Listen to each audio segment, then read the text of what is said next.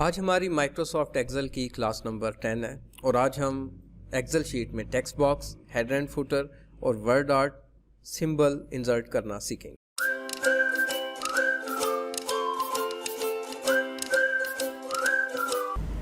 अगर आपने अभी तक हमारा YouTube चैनल सब्सक्राइब नहीं किया तो इसे सब्सक्राइब कर लें और साथ ही बेल के आइकन को क्लिक कर लें। इससे नई आने वाली वीडियोस के नोटिफिकेशन आपको मिलते रहेंगे और आप हमारे चैनल से सीखते रहेंगे। आज हमारी माइक्रोसॉफ्ट एक्सेल की क्लास नंबर 10 है और आज हम text box, header and footer, word art और सिंबल अपनी एक्सेल की शीट में इंसर्ट करना सीखेंगे। इससे कबल हमारी पिछली क्लासें हो चुकी हैं, जिसमें लास्ट जो क्लास थी उसमें हमने अपनी एक्सेल की शीट के अंदर कोई भी टेबल इस्तेमाल करते हुए चार्ट का इस्तेमाल सीखा था।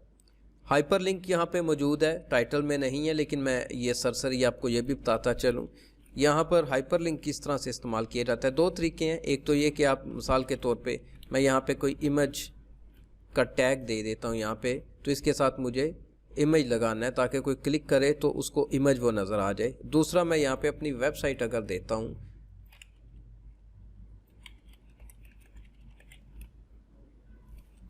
लर्न विद शकील अंजुम के नाम से,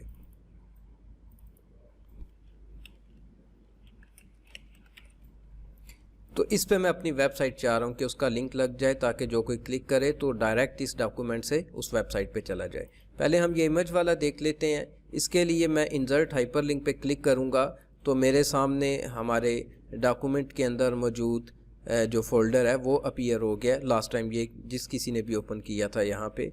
अब हम यहाँ पे क्लिक करते हैं और किसी ऐसे फोल्डर पे रसाई हासिल करते हैं जिसमें इमेज पड़े हों।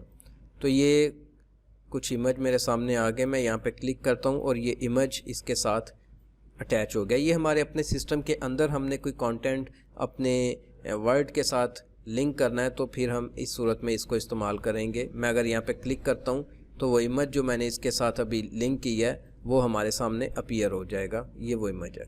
इसी तरह से यहाँ पे मैं वेबसाइट अगर अपनी लिंक करना चाहता हूँ तो मैं अपनी वेबसाइट का एड्रेस यहाँ पे जाके कॉपी कर लूँगा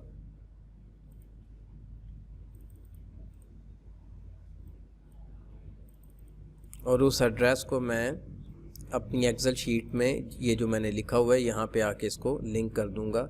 यहाँ पे हमें सेकंड ऑप्शन, जैसे पहले लुक इन करंट फोल्डर था, अब ब्रोज पेजेस पे जाके हमने क्लिक करना है और यहाँ पे उस लिंक को पेस्ट कर देना है। मैं ओके करूँगा और हमारा अब अगर मैं इस पर क्लिक करता हूँ तो हमारी एक्सेल शीट में ये हाइपर लिंक जो है वो हमें हमारी वेबसाइट पे मुंतकिल कर देगा। तो ये इसका काम है। आते हैं अपने टॉपिक की तरफ, टेक्स्ट बॉक्स की तरफ। तो मैं यहाँ पे क्लिक करता हूँ और ये टेक्स्ट बॉक्स की सिलेक्शन हो गई है। हमारे सामने जो हमारा पॉइंटर है वो एक वर्ड में चेंज हो गया। तो मैं यहाँ पे अब क्लिक करके ड्रैग करता हूँ तो ये मेरे पास टेक्स्ट बॉक्स आ गया। आप देख सकते हैं कि वैसे यहाँ पे हमें सेल नज़र आ रहे हैं, टेक्स्ट बॉक्स के अंदर हमें एक फ्लैट सा वाइट कलर नज़र आ रहा है। इसके ऊपर मैं अगर डबल क्लिक करूँ इन दैट केस भी, और अगर मैं डायरेक्ट फॉर्मेट पे चला जाऊँ तो भी मुझे सेम ही यहाँ पे एक प्रॉपर्टी रिबन नज़र आ जाएगी। मैं डबल क्लिक करता हूँ तो ये देखें, यहाँ पे भी क्लिक करेंगे तो यही काम होगा। ये खुद ब खुद इसने इसको हाईलाइट कर दिया। यहाँ पर आप देख सकते हैं कि एक तो ये टेक्स्ट बॉक्स हमारे सामने हाईलाइट हुआ है और इसी तरह कुछ मज़ीद ऑटो शेप्स भी हैं। मैं यहाँ से कोई भी शेप ले लेता हूँ, जैसे मैंने ये ले ली। तो यहाँ पर आपको एडिट शेप की एक नज़र आ रही है, कमांड है मौजूद। मैं इसको कन्वर्ट टू फ्री फॉर्म करता हूँ और अब मैं इसको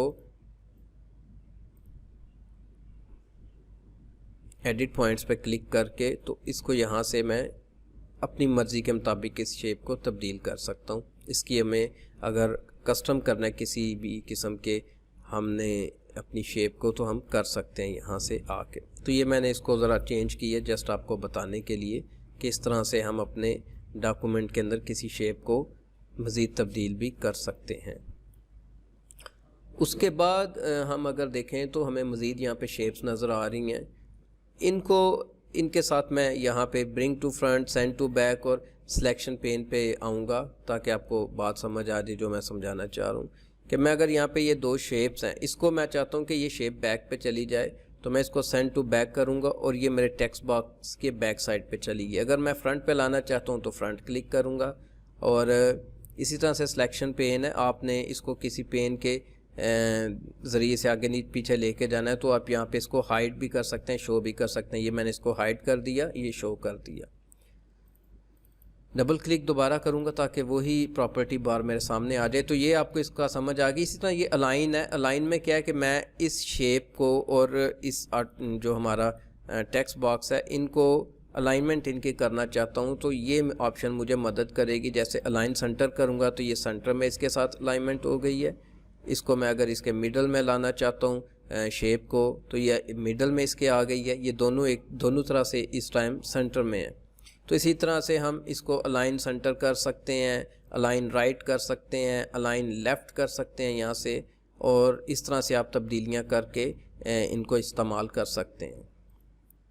रोटेट कर सकते हैं आप अपनी शेप को जिस भी एंगल में आप चाहें। यहाँ पे ग्रुप अनग्रुप का अभी तो ये इंडिविजुअल हैं, इनफरादी हालत में हम इनको आगे पीछे मूव कर सकते हैं, लेकिन अगर मैं शिफ्ट प्रेस करता हूँ अपने कीबोर्ड से और इन्हें सेलेक्ट करके यहाँ से ग्रुप कर देता हूँ तो अब ये एक शेप बन चुके हैं।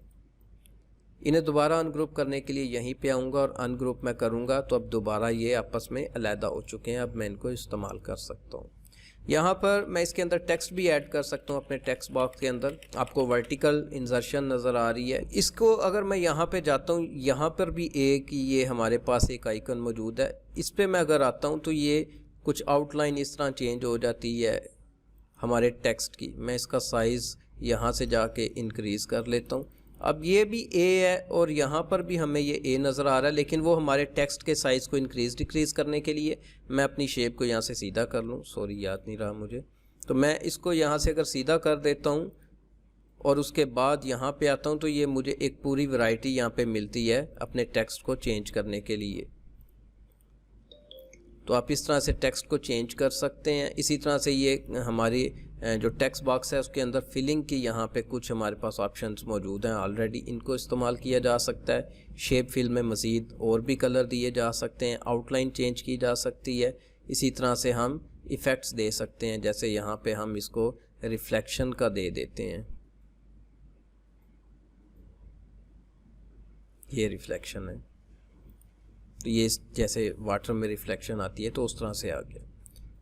इसी तरह से टेक्स्ट के अंदर जो हमने फिलिंग उसके अंदर करनी है वो यहाँ से हम चेंज कर सकते हैं। मैंने यहाँ से इसको रेडिश कर दिया है। आउटलाइन अपने टेक्स्ट की आप किस तरह से देना चाहते हैं वो दे सकते हैं। यहाँ से टेक्स्ट को इफ़ेक्ट अगर आपने देने हैं, ग्लोइंग लगाना है, उसको 3D करना है, ये आप यहाँ से आके, अब ये जितनी भी चीज़ें मैं आपको बता रहा हूँ इसमें एक वसी रेंज है हर एक चीज़ की। उसमें बेशुमार जो उसकी वैरायटीज़ मौजूद हैं, जो भी इनमें कमांड यहाँ पे मौजूद है। इसलिए सारी फ़र्दन बताना मुमकिन नहीं है क्योंकि इन्हें आप खुद भी चेक कर सकते हैं। जस्ट आपका कर्सर उसके ऊपर जाना है, जो भी यहाँ पे इफ़ेक्ट है और वो यहाँ पे अप्लाई होता जाना है। तो इस तरह से हमारे टेक्स्ट बॉक्स के ऊपर जो प्रॉपर्टी बार है उसके अंदर जितनी भी हमारी कमांड्स मौजूद हैं वो मैंने यहाँ पे आपके लिए कर दी हैं। उसके बाद हेडर एंड फुटर है, मैं इनको डिलीट कर देता हूँ यहाँ से और हेडर एंड फुटर को हम यहाँ पे ऐड करते हैं। तो header and footer MS word अगर आप पढ़ चुके हैं हमारे YouTube चैनल पे मौजूद है फिर तो आपको इसकी बड़ी जल्दी समझ आएगी। जिन्होंने नहीं पढ़ रखा वो यहाँ पे भी देख सकते हैं। यहाँ पे हेडर एंड फुटर को आप सिंपली सिंगल तरीके से भी इसमें कुछ ऐड कर सकते हैं। जैसे यहाँ पे पेज नंबर ऐड मैंने कर दिया, तो यहाँ पर आप मज़ीद भी इसके अंदर यहाँ पे मौजूद है। कॉन्फिडेंशियल लिखना है, पेज नंबर लिखना है, डेट देनी है, यहाँ पे इस हेडिंग को आपने चेंज करना है, अपने इदारे का नाम देना है, तो आप यहाँ से आके सारी वो चीज़ें कर सकते हैं। फुटर यानी हेड होता है सर और फुट होता है पाँव। तो फुटर में आप क्या कर सकते हैं, फुटर में जाके आप इसके फुटर में चीज़ें दे सकते हैं। यहाँ से मैं फुटर पे क्लिक करता हूँ, ये हमारा फुटर है। तो फुटर के अंदर भी आप यहाँ से जो भी आपने जो चीज़ें हमने हेडर में दी अगर आपके फुटर में आपके डॉक्यूमेंट के हिसाब से वो लगनी है तो आप यहाँ पे आके वो दे सकते हैं। तो ये हेड एंड फुटर का काम है और ये आपके पर पेज जो है लगेगा और हर पेज के ऊपर वो सेम टेक्स्ट आपका अप्लाई होगा जो आपने एक जगह पे अप्लाई कर देना है। उसके बाद हमारा वर्ड आर्ट है। वर्ड आर्ट आपको मैं गुज़श्ता एक लेक्चर में दे चुका हूँ यहाँ पे ऑटो शेप्स के साथ ही, तो मैं दोबारा आज उसको रिवाइज़ करता हूँ। ये हमारी एक शेप आ गई है और यहाँ पर मैं वर्ड आर्ट को इस्तेमाल कर लेता हूँ। तो यहाँ पर आप इसको मुख्तलिफ शेप्स दे सकते हैं, ऑलरेडी आप सीख चुके हैं। तो इसको अगर आपने अपने ऑटो शेप में इस्तेमाल करना है तो अगर इन केस ये आपके इसमें ऑटो शेप में एडजस्ट नहीं हो रहा तो उसके लिए ये मैंने आपको जो थोड़ी देर पहले ब्रिंग टू फ्रंट और सेंड टू बैक पढ़ाई थी, ये वाली ऑप्शंस इस्तेमाल हो सकती हैं। मैं इसको अगर सेलेक्ट करता हूँ और यहाँ से सेंड टू बैक करता हूँ तो ये इसके बैक पे चला गया। ब्रिंग टू फ्रंट कर सकते हैं, ग्रुप अनग्रुप कर सकते हैं, और ये सारी चीज़ें थोड़ी देर पहले हमने चूँकि की हैं तो इनकी रिवीजन मैं नहीं करूँगा।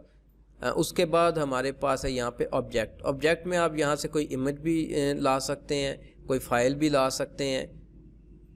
जो भी आपके डॉक्यूमेंट की रिक्वायरमेंट है यहाँ पर आकर आप वो इमेज या फाइल यहाँ से आके इंसर्ट करके ओके करेंगे तो वो यहाँ पर आ जाएगी। ये अब मैंने बिट मैप का दिया है, तो यहाँ से अगर मैं कोई इमेज क्रिएट करता हूँ तो ये यहाँ पे एम्बेड हो जाएगा इसके अंदर।